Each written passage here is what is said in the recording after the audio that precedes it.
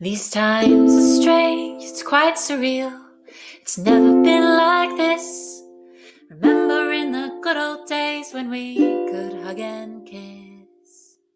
We'd pack the gyms and restaurants and move through public settings. We'd give high fives and drink at dives, hold hands and dance at weddings. Now the days are longer, yet they're darker in a way. We're pressing pause on normalcy, just going day by day. But we can still make jokes and art, garden, dance and sing, cook, read books, try on fun looks and learn about new things.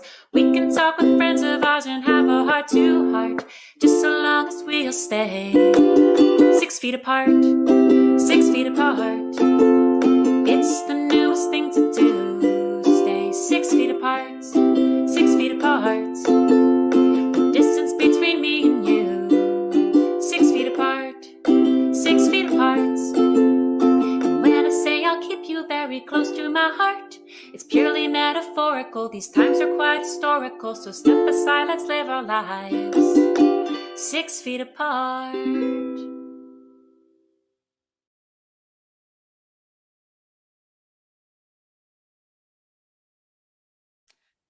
Hello, good evening, and welcome to the 6 Feet Apart Productions Stellarslam, the culmination of all of last year's Story Slam. We have 8 very talented winners. They're all winners already. Now they're going for the big prize, and we're very excited. And I just got to say a shout out to Julia Mark for that ditty, our theme song. I never get tired of hearing that. I think we're the only storytelling show with a theme song, or at least one that's good. That is that good. I'm willing to say that live. So welcome. Let's hello to all the YouTube folks. I know we got a good audience. Put your name in the chat. Let us know where you're coming from. And of course, we have our wonderful backstage audience, which includes our storytellers and a few other folks. There they are. Good looking bunch of people. All right. Yay. We are excited. This is going to be a lot of fun tonight. Looking forward to it. And the voting will happen, after all the tellers go. And tonight you're going to get 2 votes, not for the same person. And we'll explain that a little bit more as we get closer to the voting time. I have a special guest. I have a special teller tonight, and he is the man who won our Stellar Slam last year. It was on the theme of love, and his name is Vijay Marota. And I'm excited to bring him up. We're going to chit chat with him a little bit. And then he's going to tell a story while the voting is happening. So we're going to bring him up and find out how life has changed for him after winning. There he is. Hello, Vijay. How are you? You might be muted. I'm not sure. Or maybe winning. Yes. Winning just took your voice. Regina. Can you hear me now? I can hear you now. Loud. Yes. Excellent. So Vijay, what a year for you, huh? I mean, started off by winning the Stellar Slam, and I can only imagine it went up from there. The way your life just changed, the trajectory, right? Just went right up like that. So how's life changed for you from winning? Well, I don't have to wait in line to get in nightclubs anymore. Yeah, because the nightclubs are closed. But there was a moment when they were open and I was able to slip into the front of the line. That was really exciting. I get recognized on the street saying, "Hey, are you that guy that went on the blind date at the nude beach?" And I feel very vulnerable when I'm identified in that way.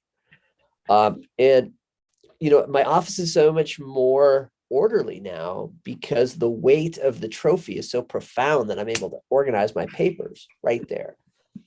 Wow. Well, that is an added bonus that I didn't expect at all. And we're excited to have you here tonight. We're glad that you could fend off the paparazzi, get in the limo, and come on over to the studio. Your second home, because I know you've got 3 or 4 now that you've won it. Just the riches that came to you. So thank you for stopping in and saying hello, because I know you're busy. You got a lot of things. I think you're Jimmy Fallon later tonight. I'm not sure, but you're going to tell a story afterwards, and we'll hear that after all the tellers while we are doing our voting. So Vijay, I just have to say, these tellers, there's no way I could compete with this crew. This is a very impressive lineup. I'm just glad I got in last year while the getting was good. Glad you got your trophy and got out. Excellent. All right. Well, thank you very much, Vijay. We're going to get going with the show, but we will see you later and hear your story. Thank you very much. Later. All right. That was wonderful. Okay. life's just going to change for the winter. It really is. We're going to, so those of you that have seen the show before know that we have this spinny thing that calls the names the randomizer. It's had many names. The oratory-o-matic, I think, might have been the last one. That was Melissa Reeves who made me say that several times. And Richard won our December slam. And so he got to name it. And he named it Will Tell for Food, which is much easier to say. And I just have to add o-matic at the end of that. So we are going to bring up the Will Tell for Food o-matic. It's going to be completely random. If your name is called, then you'll come up to the virtual stage. Our tech guru will bring you in, and you will have the stage after your graphic card has disappeared. So looking forward to the show, everyone. There it is, spinning now. And Alan DeBay. Alan, welcome. Alan actually won one of our wild card draws. He was a second place winner. We were short a couple tellers, but a well-deserved slot. And we were really happy to have you here, Alan, and we'll bring you up to the stage.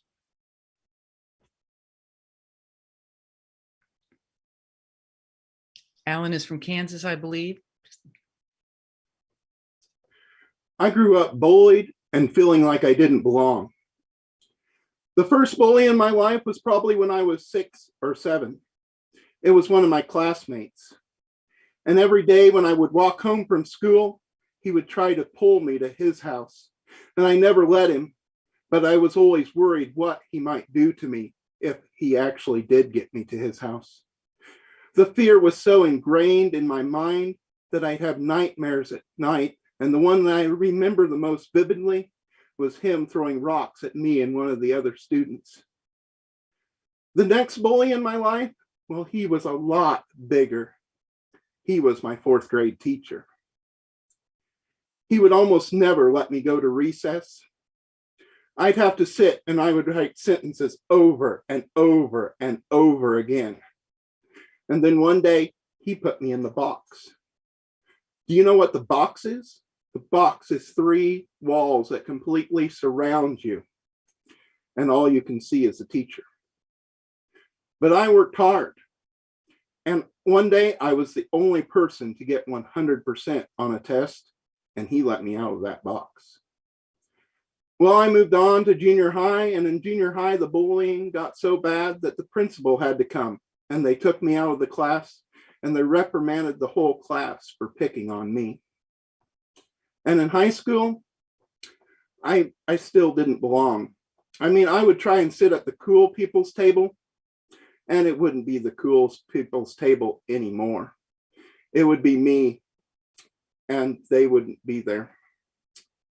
And I got through high school, and I made it through tech college and into the workforce, and the next bully was my boss. If I did one thing just a little bit wrong, he would rip my head off. And sometimes I would just ask him a question and he would yell loudly at me. And I put up with that for 7 years until he quit. And when he quit, he told me, now you get to be the jerk. But I never let being a boss turn me into a jerk. But one day at work, I had had enough. Upper management had decided that they were going to raise the rate of repairs for me to repair electronic boards more than I thought a customer should have to pay. And I went to upper management and I told them that I didn't think it was right.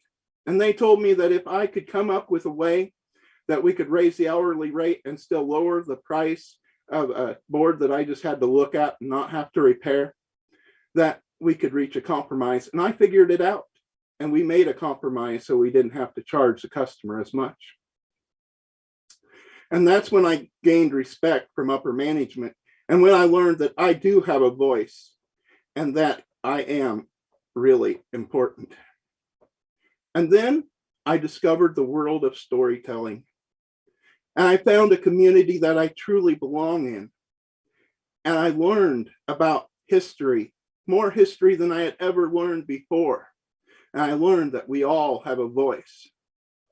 And today, you'll see me going around work, talking to people, telling them jokes, making them laugh, and make them know that they exist and they are real and I see them. And sometimes even on the internet, you'll see me cracking jokes, passing imaginary coffee or breakfast sandwiches. But sometimes on the internet, I find the bullies too. And sometimes I'm the only person that will speak up and the only person that will try to stop them from picking on people on the internet. And I wish there was an end to this story, but there really isn't, because there are still people that live in fear every single day. But you too can be an answer. You too can help people so that they don't have to live in fear. You too can be the answer. Are we going to be silent, or are we going to use our voice?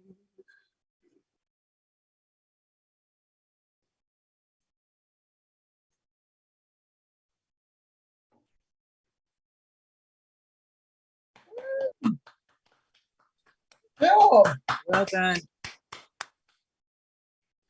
Mm.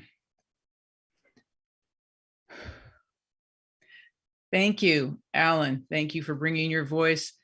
And thank you for all of our storytellers who recognize the power of stories and the importance of storytelling. And we are going to keep our evening going. We're going to bring up the Will Tell for Food-O-Matic and see who's coming up to the stage next. Our tech guru, there he is. He's back from Hawaii, and we'll see what we've got. Melissa Reeves is with us tonight. She won in November. That was it. I believe starting over was the theme that Melissa won. And you can find all of these stories on our website as well if you want to go back and see their winning stories. All right, so we'll bring Melissa up to our stage. Welcome, Melissa. Hi, how are you? We're well, thank you. Got a similar theme happening, but you'll see in a sec.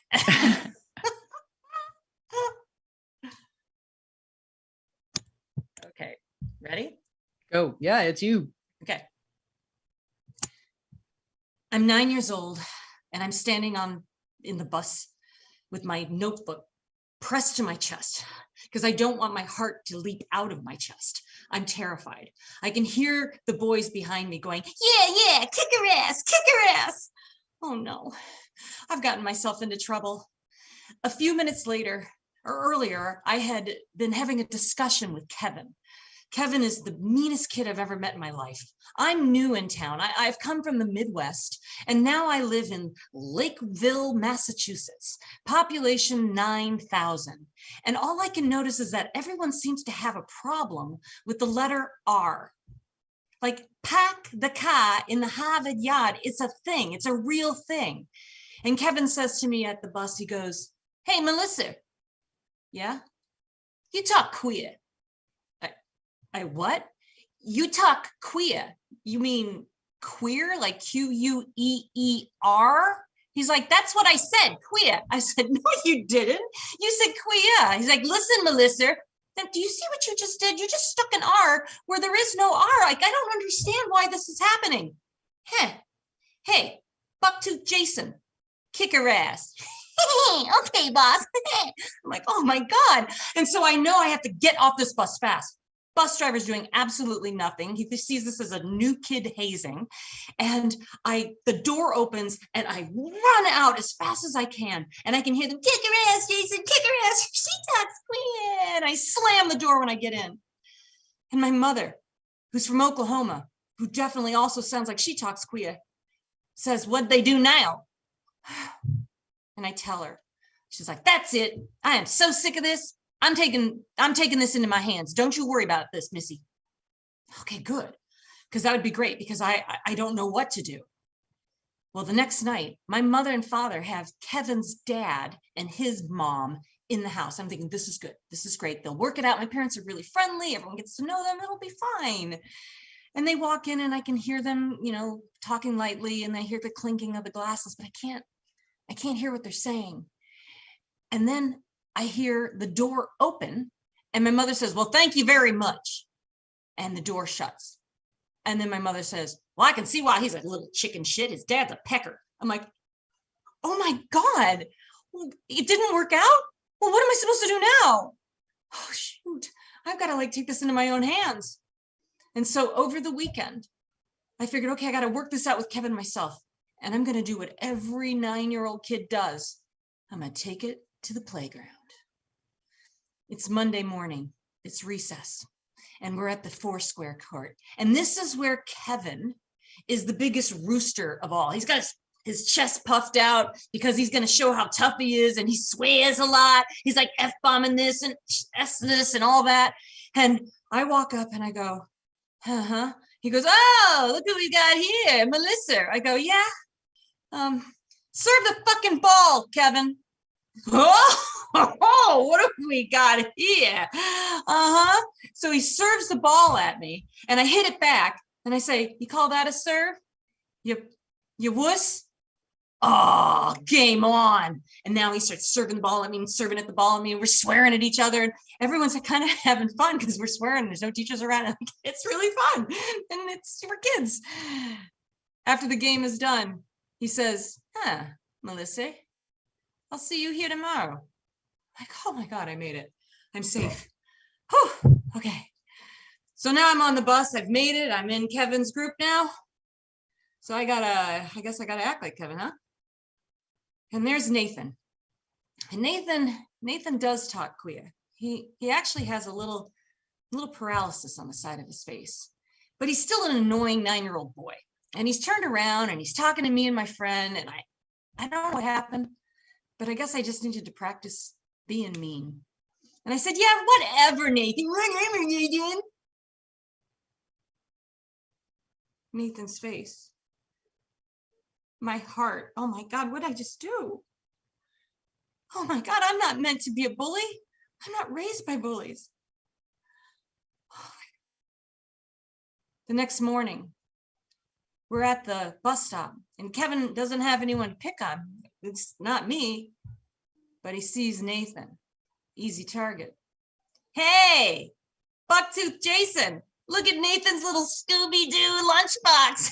Wouldn't you like to have one of those? Yeah, boss. I would. When all of a sudden, I see my mother walking deliberately down the front yard hill, still in her bathrobe, and walks right up to Kevin and says, you're mean. Huh? You're mean. You heard me. And I want you to know you have no right to treat people like that. And I want you to stop it right now. And all of a sudden, Kevin the rooster turns into a little chicken. And I look over my mama, who's being the mama hen. And I'm thinking, I'm your chick. And it was that day that she taught me that if you're going to take down a bully, you don't sink to their level like I did. You rise above and you show them kindness and love. And that takes them down. Cock-a-doodle-doo.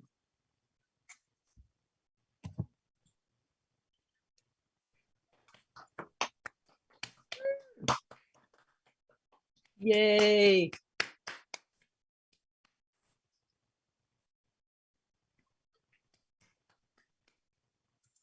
Thank you, Melissa. I see what you mean by the theme. Who knows? We might have a through thread running through this. I guess there is a theme of silver lining. So thank you for that. And shout out to some of the folks on YouTube.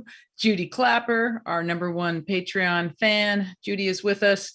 We've got Jessica from Better Said Than Done, Bonnie Gardner, Katie Knutson, among others. And I know there's a lot of others on you on YouTube. We'll get to naming you. Barbara Fornoff, I believe, is there. We're really excited to have you. And we love the comments in the chat. All of our storytellers will be able to go back and look at that and read the comments. So then very much appreciated. All right, let's bring up the Will Tell for Food-O-Matic and see what's on the menu next. Did you get that? Savannah.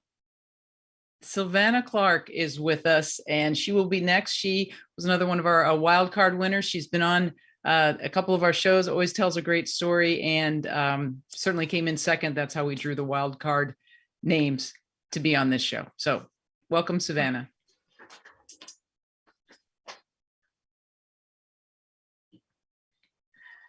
The day after I graduated from high school near Seattle, my parents left me and moved to St. Louis. And when I say they left me, it means they left me without asking where I would live or how I would pay for, let's say, food. I was totally alone. So I quickly developed the art of doing really well at job interviews. It's my superpower. Now, I never lie at the interviews, but I think I come across as enthusiastic and hardworking and responsible. So people hire me, but they never ask if I can actually do the job. And so this means I get hired to do jobs that I'm totally unqualified for. Once I was hired to teach sailing, even though I've never been on a sailboat. And I remember just having these kids, putting them in their little sailboats out on the lake. And I stood on the shore and I just said, catch the wind, catch the wind. And that was my teaching sailing. Well, a few years later, I am interviewing for a full-time position as the children's director at a mega church. Now, I really wanted this job because, for one, it sounded like a great job, and also it was full-time. And if I got this job, I could afford my rent. I could afford gas. I could go to the dentist for the first time in 4 years if I got this full-time job. So I really wanted it. Well, this really warm, kind, funny pastor, Pastor Steve, he interviewed me for about an hour, and then he hired me on the spot. And that was it. He just hired me. The only problem was, I never went to church. I'd never gone to Sunday school. I don't know all these stories about that poor guy, Jonah, that got eaten by a whale or something. I just didn't know those. The only thing I knew about God was my friend Debbie in middle school. She had this cool Bible and it had a zipper around all 3 edges. And I figured if you unzip the zipper that God would pop out. That was about the extent of my knowledge about God. And now I am responsible for 200 children and about 25 volunteer Sunday school teachers. Well, the first week on the job, one of the Sunday school teachers called in sick and I thought, I'll just teach her class. I mean, how hard is it to teach 8-year-olds? But I didn't know what to teach. So I went down to the 3rd grade classroom, and there on the wall was this really big, colorful poster that said the 10 Commandments. Now, I heard about the 10 Commandments, but I didn't know what they were. And as I'm looking through these 10 points, one of them said, "Thou shalt not have graven images." And there was this really cute cartoon character next to it, like a funny looking statue, kind of square. And I thought, that's it. I'll have the kids make graven images, and then I'll tell them we shouldn't have graven images. I mean, isn't that a biblical lesson? I was so excited. I went to the craft closet and I brought out boxes and duct tape and feather and lots of paint and set everything up. Well, the kids arrived and I thought, well, I'm going to start with a religious question because I didn't know what else to do. So I said, tell me, what do you know about God?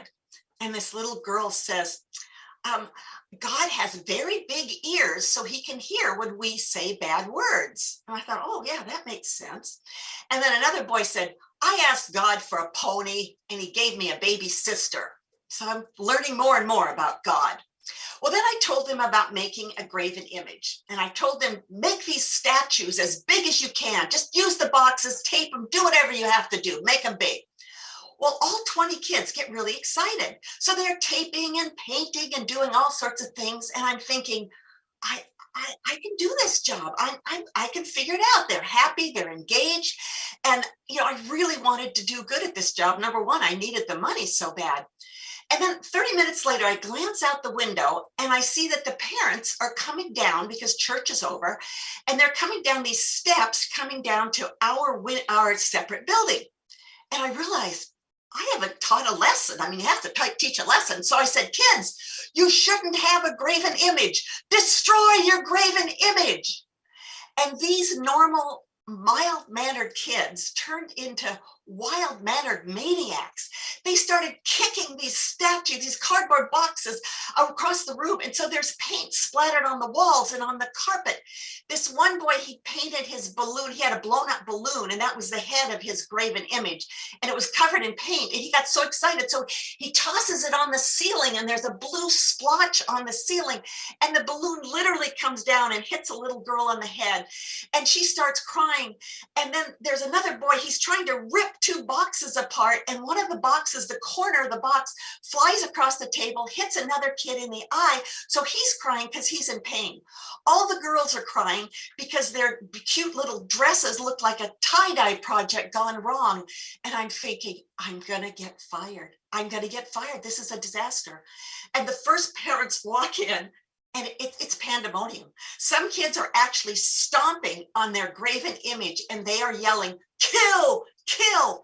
And I don't know what to do. I mean, it is just chaos, even despite my good intentions. The parents grab their kids that are all hyped up and covered in paint, and they all go up and they complain to Pastor Steve. Well, that night, I'm just devastated because I know I've lost this job. There's no way he's going to keep me.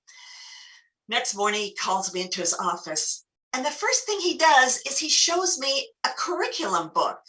And this is a book that has little Bible stories in it, Bible lessons. And he says, see, you can just follow these steps, and then you can teach little songs, and there's little puppet shows, and there's crafts that deal with the Bible, but there's not a lot of paint. And he overlooks my enthusiasm. He overlooks the fact that I didn't know what I was doing, but I had good intentions. And he simply shows me a more traditional way that I could teach in Sunday school. And he lets me keep my job. He doesn't say anything about the disaster. And looking back, I realize how happy I was that I could keep this job. And as I'm leaving, I'm standing outside his door. He pats me on the shoulder and he says, Silvana, I'm just glad you didn't try to teach, thou shalt not commit adultery. Thank you.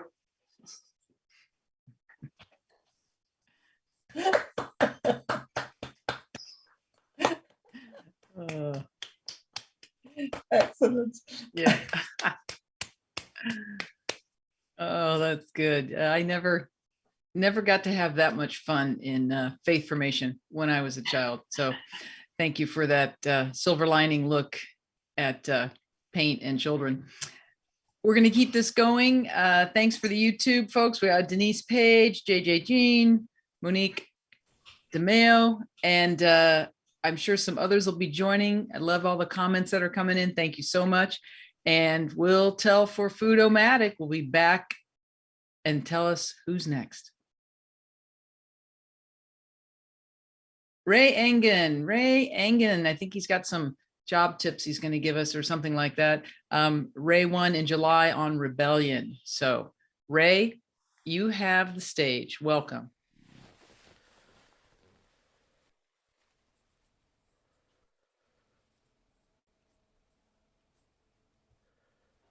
I had just lost my job. Well, I didn't really lose it. I knew where it was. There was just someone else doing it. So I had to find another one. And I found myself sitting across a desk from a fabulous CEO, and behind her, on the wall behind her, there were 6 pictures of her with different presidents. And I thought, how the heck am I going to impress her? So I thought, oh, I know. I'll tell her about how I think that goals are dumb and they're stupid, and you should just tell me what to do and I'll get it done. And that'll wow her so much, because it's so different than what she's probably heard, that she'll want to hire me. And I told her that, and she kind of looked at me blank-faced. But at the end of 2.5 hours of the interview with this marvelous CEO, she said, Ray, I really think you could do some great things for my company, but I have one problem. You don't believe in goals. And we do. But I'm willing to compromise. And here's the silver lining. She said, if you sit down and write out 5 really big goals right now, I'll hire you. So I grabbed a piece of paper. I started out writing out really big goals. I got 3 really quick, got the 4th one in. 5th one I'm stuck on. And I go, what would be really fun to do? What would be really fun to do? And I wrote that one down on there. And I said, here you go. There it is. And she looked at the list. She laughed at the last one. She said, congratulations, you're hired. You have no idea what you just did for yourself. Because goals are such an amazing thing. If you just think about a goal, 3% of people act on it. But if you think about it and write it down, the number goes up to the high 30s. If you think about it, write it down and share it with someone else, it goes up to almost 70%. I'm so excited for what just changed in your life just by writing this down. You're hired. But I want you to take this goal sheet and take it home and hang it in a place where you always see it, because that's how goals work. And I said, thank you very much. And I took that sheet and I went home and I threw it in a drawer. And I went to go find my friend Tucker. My friend Tucker is a chief of police in a town that has no crime. And if I want to meet him, I just speed through his town. He pulls me over if he's on duty. If not, he's sitting at this pizza parlor at the other end of town. And that's where I found him, sitting in the pizza parlor. And I said, Tucker, you will not believe I just got this most amazing job. And all I had to do was write down 5 really, really big goals. He said, well, what was the biggest goal you wrote down? Oh, my goodness. I said I wanted to own a home in Northern California. Very expensive if you don't know the market. He started laughing at me for thinking about it. I started laughing with him at me, because it's a ridiculous thought to be able to own a home as a single person in Northern California. We were laughing so hard, but the woman behind the bar turned around and said, you want to buy a house? I just got my real estate license yesterday. I'm looking for my first customer. You see where the story's going, right? This house I'm sitting in with the fake plant over here and the fake picture up next to me, I bought it from that woman, that bartender, not that day. It was years down the road, but I bought it from her. And when I moved in, I had to move in all the stuff from the other house I was in. And I pulled that drawer out and I found that piece of paper that I'd written all those beautiful goals down on. And I lifted it up and I looked at it, and it was as if angels sang and the lights flashed. I had accomplished 4 out of those 5 goals. And that's when I realized, oh my gosh, that 5th one must be right around the corner. And the 5th one that I wrote down there was the one she laughed at. It said that I wanted to walk down the red carpet of the Academy Awards arm in arm with Jessica Alba. Now, you look a little skeptical, but I started telling this story. And I did seminars across the country to managers, and I started talking about goal setting. And I told this story about my goal of Jessica Alba. And after one class, this woman came up and said, I used to be a seat filler at the Academy Awards, where when the stars go up, people fill their seat. And I thought, wow, that's great. And I kind of was talking to that woman. She became my girlfriend for a year and a half. But then I lost my girlfriend. Well, I didn't really lose my girlfriend. I know where she is. There's just another story. But that, I felt closer. So I kept telling it again. Another guy came up to me after I told that story. He said, we work security, and I could get you a job standing next to the red carpet at the Academy Awards.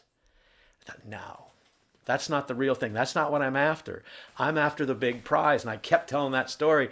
And a couple of months ago, I'm doing a virtual seminar, and after I'm over, this woman, she pings me and she says, I just want to let you know, I'm Jessica Alba's cousin. I'm in a yoga class with her later this afternoon. And I'm getting closer. And last week, I got an email from Jessica Alba and her attorneys telling me to cease and desist. Actually, no, I didn't get an email from her attorneys. I just went for the joke there. I actually did get an email from Jessica Alba, and what she said was, I talked to my cousin. Thank you for being a fan. Hang in there on your dreams. You never know what'll happen. So the silver lining is, she's saying I got a shot.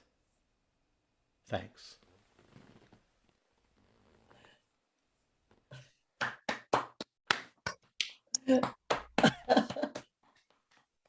Yes.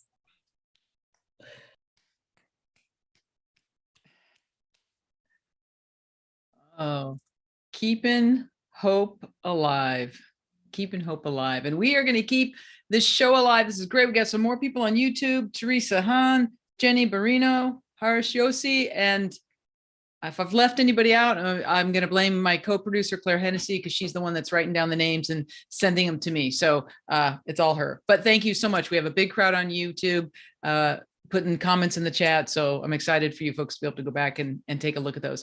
All right. Will tell for food. Omatic. This is the gluten-free version. I requested gluten-free. So gluten-free will tell Omatic.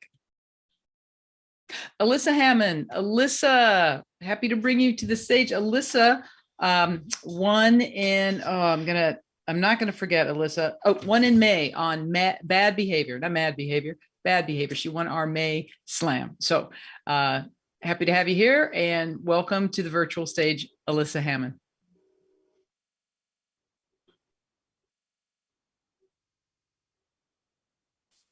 Hello.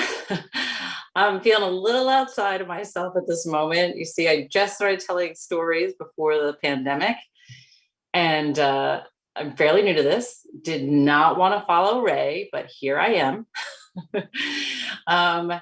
And feeling a little bit odd because I was a very shy and reserved kid. I was that speak when spoken to kid. And even then, it was the shortest response, the least amount of time in the spotlight, just anything to get back to me just being and doing my thing. And it wasn't like I called myself an introvert. I never thought of myself an introvert. I was on sports team. I came from a big family. I love being around people. I just didn't want the attention on me. I didn't want the spotlight on me. And when I was really young, that really bugged my brother because my mom would answer for me. And why is mom answering for Alyssa? I don't care why. I'm just glad I don't have to answer. But I grew up and went to high school and was friends with a lot of extroverts. So many people that loved the attention, loved being part of the spotlight. And I enjoyed being around them, but I knew that wasn't me, that I wasn't like them. I didn't have that quality to be in front of people like that. And one time in high school when I tried it, it was a disaster. I was a letter winner and I thought, oh, I'll go for Miss Monogram and maybe I'll be homecoming queen. That's a story for another day. But I went on to college, and again, I have my personality that's, again, not an introvert, but just never wanting to be part of the spotlight. But I meet interviewed for extroverts. I'm attracted to extroverts. I meet the class clown, and he's funny, and people want to be around him, and I want to be around him. And so we start dating, and then we get married, and we have 2 children. And in that time, he's in the spotlight. He's telling a story. He's the funny guy. And I get used to being that close to the spotlight, and I share his story and I tell parts of the story. Maybe he's telling a story about being at the beach and getting sunburned, and I add a little funny about how the sunburn shows off his muscles, and that's a win-win, right? He likes the compliment. Other people think I'm funny. But when the kids were still small, when my son was 5, he's 18 now, that husband said he wanted a divorce. So much for the spotlight. I'm out of it. So I have to figure out what I'm going to do next. And what I do next is I carry on with life, and I meet another person and we share our lives together. And early on in our relationship, he's telling a story and I go with what's familiar to me. I interject a little bit and I think I'm adding to the story. And the response I got was not that. It was, don't interrupt my anecdote. This is my anecdote. So I have a conversation with him and say, sure, my marriage didn't work out, but I really think I was a good partner in storytelling with my first husband. And maybe we could do this together. And who knows? We didn't have enough time to practice, not enough dinner parties. We had 4 small children together. There was soccer and school events and this and that. And so even just recently, he was telling a story about my storytelling. And I thought it was time for me to add to it. And I got that response again. Don't interrupt. This is my anecdote. I'm like, come on. I get that it's your anecdote, but it's my story. It's my story. So I look for a silver lining in all this, right? What's the silver lining? I have a man who doesn't want to share the rest of his life with me and asks for a divorce. I have a man who doesn't want to share his story with me. It's his anecdote. So it's time to go solo. It's a one-woman show. Here I am. Thank you.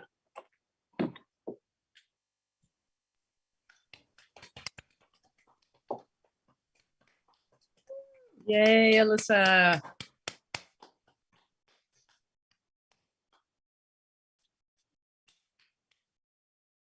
Thank you, Alyssa. We are glad that you came to the storytelling community. So, and keep going.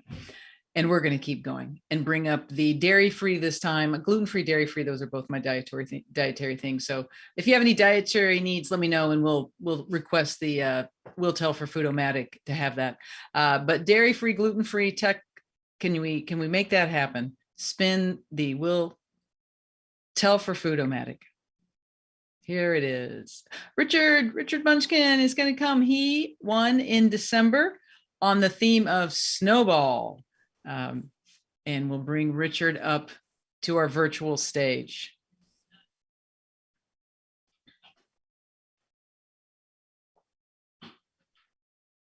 Welcome, Richard. Thank you. I'm sitting in the hospital next to my wife, who's in bed with our firstborn child, a son, Nicholas. She's holding him, but I'm in the doghouse.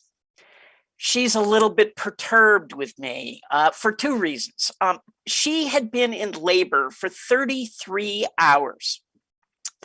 And I was telling her that during that time, I had felt her pain.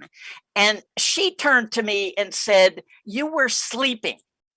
And I said, "Well, I may have dozed off for a few minutes." And she said, "For 9 hours. My mother came, listened to you snore for several hours and left, and you were sleeping the whole time."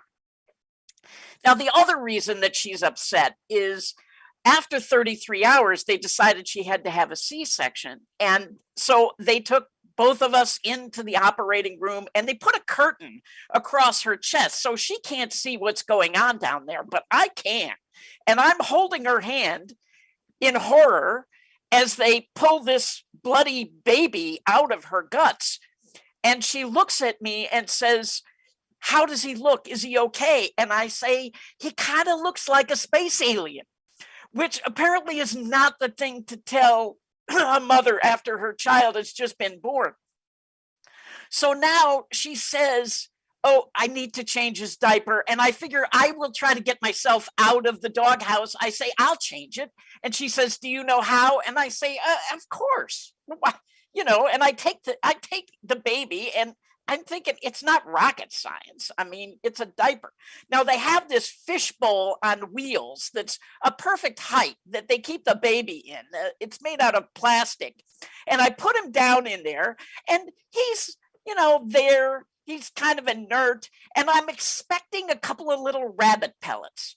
And I open this diaper, and there is this wash of green, seaweed green sludge that is, the smell is god awful, and I'm starting to gag.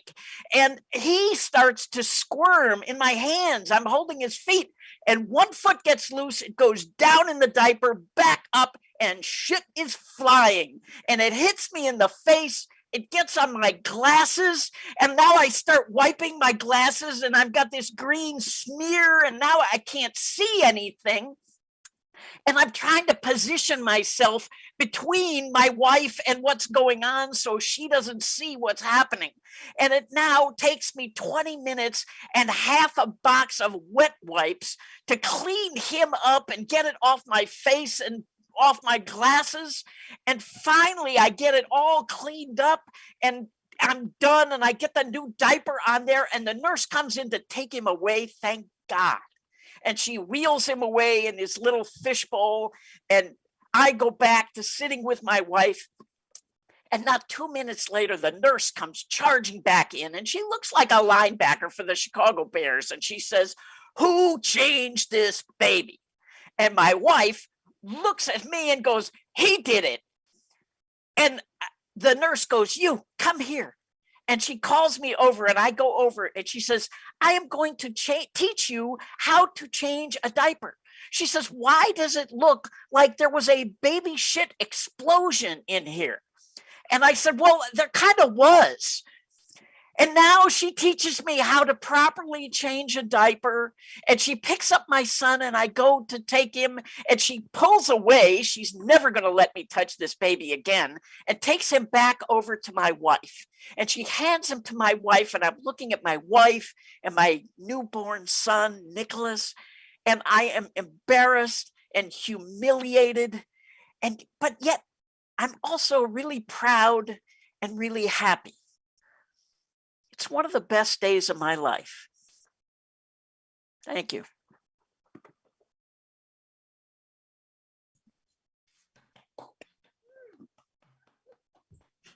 Woo.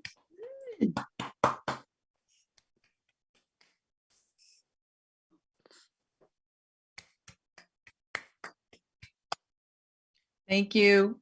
Thank you, Richard. Thank you. Many of us, I think, may have had that experience with small children, hopefully with small children. We're going to keep this going, and we're getting close to the end, not quite there yet. We have a couple more storytellers coming up. So let's spin the Will Tell for Snacks and Chips O-Matic and see who's coming to the stage next. Corey May. All right, Corey. Corey told in April, and he won on the theme of hope. His story in April won the slam. So happy to have him back, and welcome, Corey May.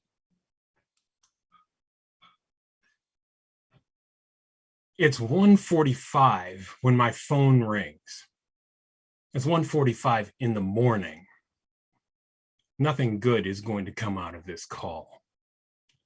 I check the caller ID. It's my daughter, Olivia. She is 19 years old, and she's a college student at the University of Minnesota. That's 5 hours away from me. I pick up the phone. Hi, Olivia. What's on your heart?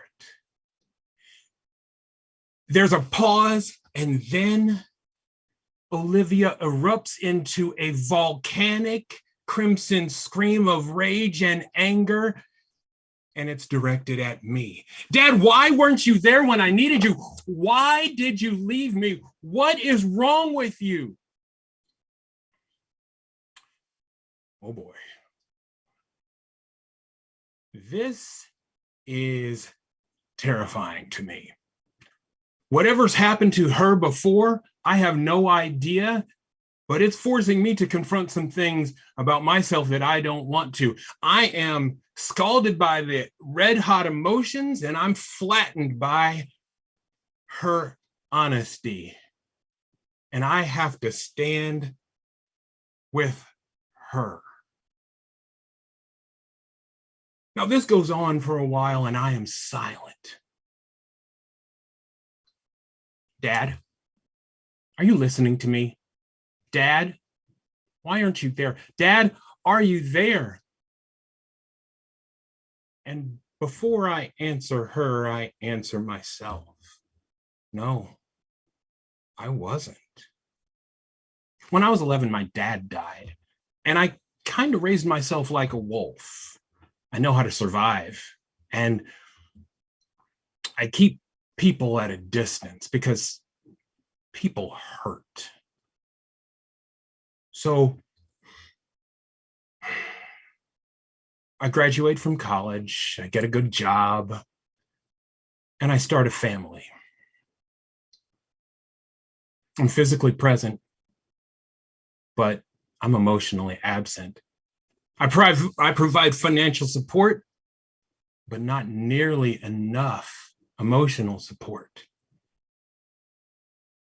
And I'm in arrears. I answer, yeah, Olivia, I'm here. Dad, do you know that when you left, when you and Mom got divorced, I used to wear your work shirts just to be close to you, and I have all your pictures on the walls just so I could remember what you looked like. Why weren't you there with me? Well, that hurt. But it was true. And so I listened. And finally, she was spent. I'm done talking to you now, Dad. I'm going to sleep. She hung up the phone and I couldn't sleep. So I tried to call, and sometimes she'd answer. And this went on for a year or two until one day she called me urgently. Dad, I'm back and school hasn't started and I don't have a meal plan. I need food. And I also need to renew my driver's license. Well, I can be present today in a way that my dad wasn't present for me because he died, but I'm alive. So I pack up a cooler, throw it in my car, and I drive the 5 hours from Iowa City all the way up to Minneapolis, St. Paul. And I'm present for Olivia. She smiles at the cooler of food. She takes it up to her room. And then we drive across the border into Wisconsin where she can renew her driver's license. I pay for it. And then I drive her back to her apartment. She looks at me. There's a tiny smirk in the corner of her mouth.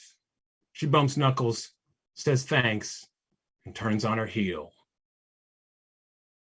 The 5.5 hours back to Iowa City, I'm smiling because I'm getting connected to her. Now, just this past fall, she's 22 years old, and I invite her down to Iowa City to watch a football game. The sights and sounds are overwhelming, but I'm next to her in Kinnick Stadium. And her knowledge of football astounds me. And she leans into me, and she bumps knuckles, and she yells, and we're close. It's time for her to go back to her life as a young 22-year-old woman. And she stands in front of my closet, looks at my clothes. I stick my head in and I say, you know, hon, you can take any of those shirts that you want. They'll fit you. She says, nah, Dad, I don't need it. She gives me a hug that makes my eyes water. And she says, I don't need them because I have you, Dad.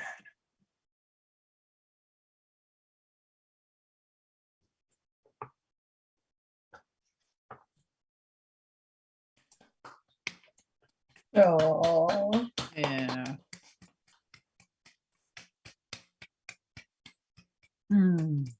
Thank you. Thank you very much, Corey. Always a pleasure to have you back on our stage. Thank you for that story.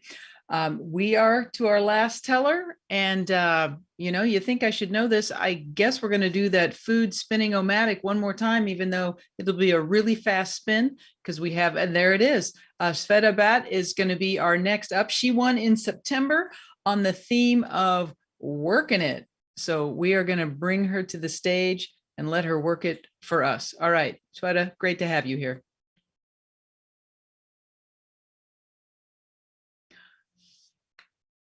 Well, it's not looking like Sveta. We'll get her there. Silvana, there we go.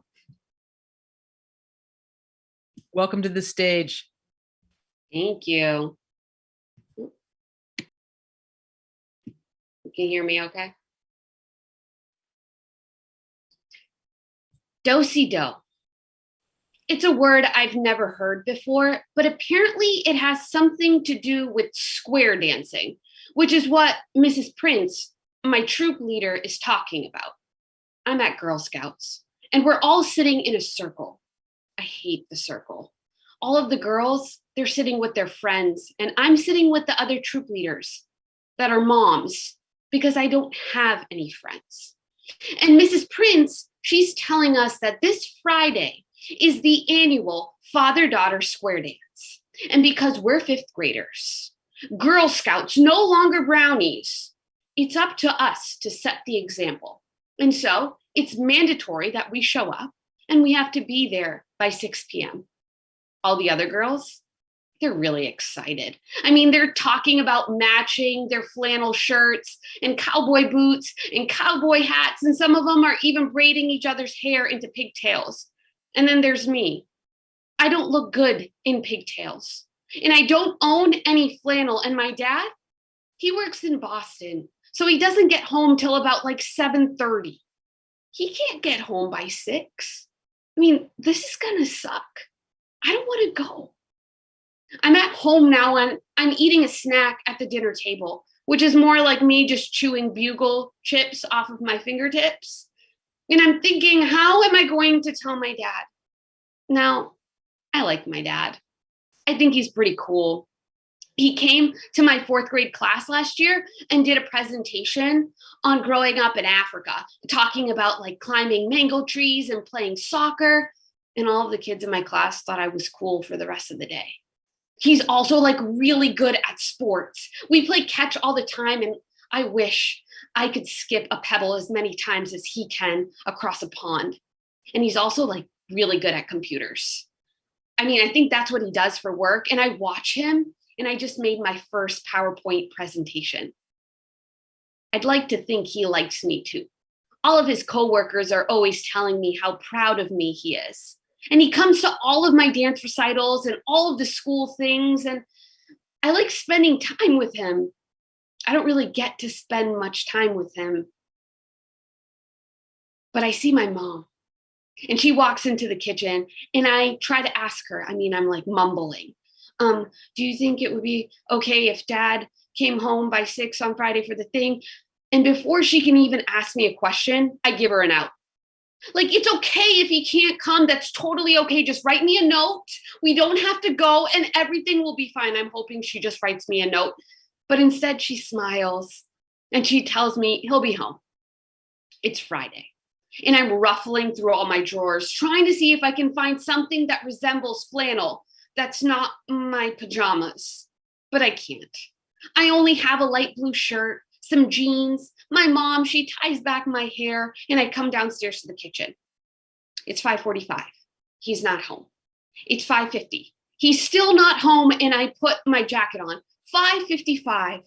The door opens. My dad walks in panting like he's just run from the bus stop. He goes upstairs, changes into a pair of Dockers because he doesn't own jeans from his business pants, and comes downstairs, and we go to the school. We both walk in, and immediately we realize we are not dressed the part. But they give us bandanas and they take our photo. We walk into the cafeteria, and now my dad is talking to all of the other dads, like they're friends or something. And they're laughing and talking about sports and work. And I'm lurking around the perimeter of the cafeteria because I don't have any friends. And I'm staring at the student art, which is really just fingerprint painted turkeys and popsicle sticks. My dad, he catches my eyes. And he comes over to me with a plate full of cheese pizza and smiley fries, an orange soda for me, a Coke for him. And we sit at the table. And we're eating and we're talking. And he's asking me about my day, and I'm asking him about his, as much of it as I can understand. I didn't want to be here. I don't want to be here, but it's kind of nice being with my dad.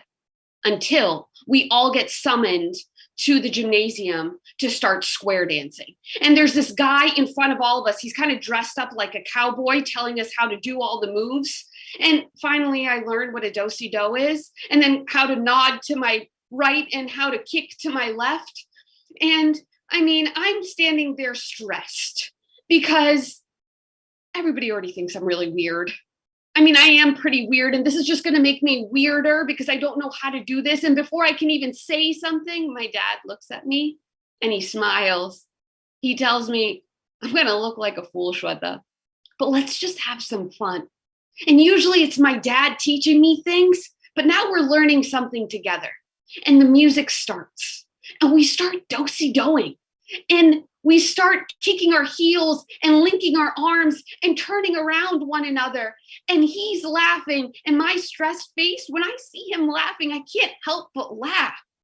I'm dancing with the other dads and the other girls, and now it doesn't matter that my hair's not in pigtails and I'm not wearing flannel. Because for the first time ever, I feel like everyone else. Just a Girl Scout and her dad.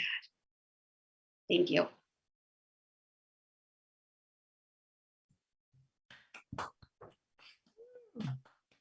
Oh.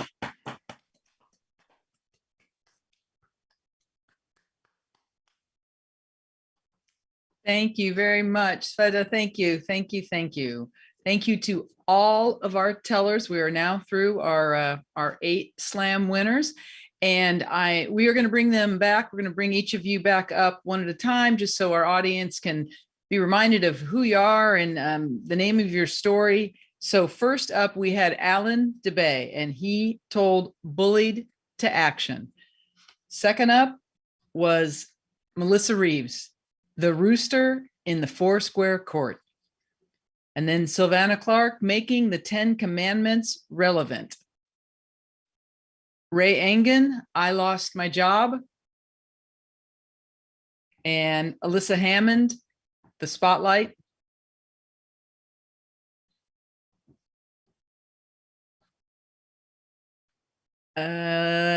Richard Munchkin with Baby Day. And Corey May, Distance Learning. We're going to pause for just a minute because our tech, we haven't got everybody up. I want the audience to be able to see. We're bringing them up one at a time. Okay, Richard, and next, Corey. There's Corey. Okay, got Corey. And finally, we had Shweta with a Girl Scout and her dad. And Corey's title was Distance Learning. I'm sorry, Corey, I didn't say that when you were on the screen. Those are all the stories. And we are going to get ready to start the voting, which is going to happen at sfapshows.com. So you just go to sfapshows.com. And I think our tech guru is going to put that up at some point. And there'll be a big red button in some shape, maybe a star, maybe a rhombus, a pentagon, octagon. I'm not really sure, but a big red button, and it'll say vote here, vote now. Everyone is going to get 2 votes. You can't have both of your votes be for the same person, but 2 votes. sfapshows.com. So just hop on over to whatever browser you're using and type that in, and you'll be able to vote. And in the meantime, we are going to bring back our winner from last year, Vijay Marota, and he is going to tell a story while all of the voting happens at sfapshows.com. All right, let's bring back Vijay and hear the master from last year.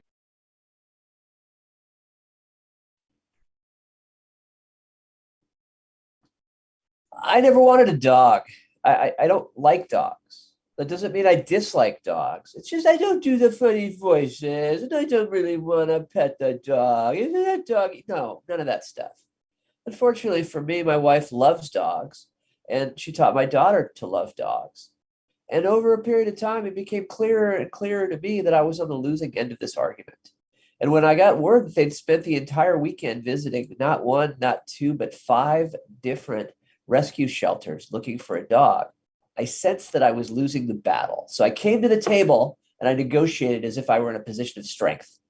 These were my demands: no puppies, no large dogs, and no traveling with the dog. And much to my surprise, my terms were accepted. And just a few days later, we took in Spartacus, a very small dog with a very long name. And for the next 3 years, Spartacus and I managed to maintain a certain business-like relationship. I gave him the occasional walk. I didn't step on him. I didn't lose him. And there was peace in the house. Now, as we were preparing to move to Madrid, where we were going to spend my sabbatical, I started getting wind about plans for the dog to come with us. And I pulled out my copy of the contract. I pointed to clause number 3 that said no traveling with the dog. And my wife and daughter responded that this was not a trip. This was a relocation. They had found a loophole in the contract. And I appealed, but was once again outvoted. Getting ready to move your entire family across the world is a huge undertaking. There are apartments to rent and plans to make and renters to find for your house and plane tickets and ground transportation. But somehow we seemed to spend an inordinate amount of time making plans involving the dog. I had to find an airline that would take the dog. I had to buy a special ticket for the dog. We had to locate a carrier that fit the airline specifications for the dog. Jennifer talked to the U.S. Food and Drug Administration's subsection on animal transport to get the proper permission for the dog to fly. And we had to review the quarantine requirements for the European Union. It felt like we were taking this entire trip for the sake of the dog. But one by one, all the preparations were completed. All the going away parties were finished, and the big day had arrived. We were ready to move. Our friends took us to the airport. We said our goodbyes. We checked our luggage in. We had the dog carrier and our carry-on bags, but because the dog was going to be the carrier for such a long time in the air, we walked him across the airport. We walked him through security. We walked him down to the end of the first moving sidewalk and the end of the second moving sidewalk. And at the end of the third moving sidewalk, we stepped off nonchalantly, but we heard a whimper from the dog, and we looked down, and the dog's paw had been stuck under the very end of the moving sidewalk. He was whimpering in pain. And the sidewalk kept going 5 seconds, 10 seconds, 15 seconds, and it finally stopped. My daughter's crying voice, "Oh my God, oh my God, oh my God." And the 150 or 200 people that were staring at us as my wife tried to dislodge the dog's paw from under the metal grate was a horrifying experience that I'll never forget to this day. We took the dog to the gate, and he was clearly in tremendous pain and anxiety. And when we called the emergency services folks, they gently told us that we wouldn't be going to Spain that day. Eden and I waited at the airport while Jennifer took the dog to the veterinarian. And within a couple hours, it became clear that the dog was going to have one of his toes partially amputated as a result of this incident, that we would need to fill out more paperwork, that we would be rebooking a flight, and our first available opportunity was 3 days down the road, and that this whole thing was going to cost us something like $3,000. I never wanted a dog, and I never wanted a dog less than I did that day. I could not have been more wrong. When we arrived in Spain, the fact that the dog had this injury forced us to get out and about, to locate a veterinarian, to make our way around the neighborhood, and to adjust to the crazy working hours in Spain with their breaks for lunch and siestas. Taking the dog to the local dog park with his injury brought great attention to us, gave us a chance to practice our limited Spanish and to meet some of the locals. The bar downstairs from our apartment was a very, very dog-friendly place. And through Spartacus and his injury, we made some of the best friends that we've ever made in life.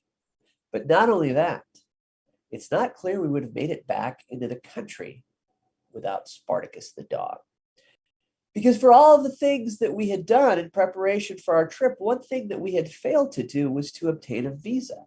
But because we were staying in Europe for longer than 90 days, a visa was necessary, and we were in fact illegal aliens. Now, we thought everything would be fine. We were told everything would be fine as long as we returned to the US from Spain.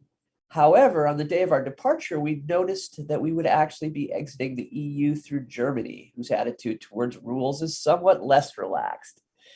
Fortunately for us, as we walked through the customs line with the dog in hand, the customs officer didn't even look at us.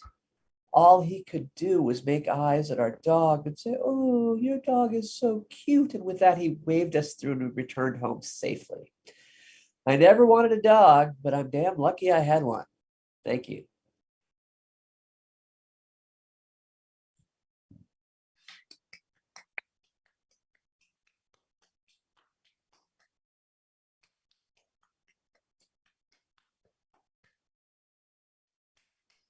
Thank you. Thank you, VJ. You can now proudly sit back and gaze upon your trophy from last year. I just want a little shout out to the YouTube audience. We've had a little bit of a glitch. We had so many people in the audience, so many people voting. It was crazy. I think we crashed YouTube for a little while there. So our apologies. I think it finally has caught up. you'll be able to hear all of VJ's story and of course have watched the rest of the show. So thank you, but our apologies. And now I'm going to bring up my co-producer. Finally, she's been wanting to talk like the whole entire evening. Claire Hennessy. She's going to chat briefly about what's coming up. And then of course we will get to the drum roll, please. And who is our winner tonight? All right, Claire, how are you doing? I'm good, thank you. Gosh, what a fantastic evening of stories. I mean, every single one, and also different, and loved it. Some made me laugh, some made me tear up a little bit. Oh, very good. Thank you, everyone. Amazing stories. Okay, just before we get to find out who is the ultimate champion, let's just quickly tell you what we've got coming up. So we've still got tickets, and if nobody saw it, we had Odds Bodkin telling the Odyssey. Utterly amazing. It's now streaming until the 15th of Feb. If you go to our website, SFAP shows, well, you've just been there, haven't you, to vote, so you know what it is. You can actually buy tickets until the 15th of Feb. So I would definitely recommend that. He's a genius. After that, we've got our next show coming up on the 24th of Feb. It's a curated show, which is everyone's telling traditional tales. It's a new spin on an old story. So they're all going to tell traditional tales with a bit of a twist, you know, modernizing Sleeping Beauty or whatever they come up with, who knows. Tim Araneta, Lynette Ford, Joel Ying and Motoko. So come to that, it's going to be utterly amazing. After that, if you've got a bit of a taste for this Story Slam business, then we've just going to yes, I think the tickets are on sale now for our Open Mic Story Slam in March, and the theme is going to be luck of the Irish or whatever else, luck or even bad luck. So if you feel you want to compete, we're all very friendly here, then come along, and then if you win, you'll get a chance to be in our Stellar Slam next year. So go and see that.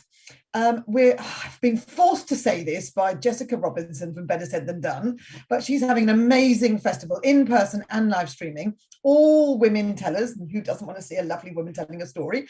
And that's on March the 18th to the 20th. So if you go to bettersaidthandone.com, you'll be there to find tickets for that.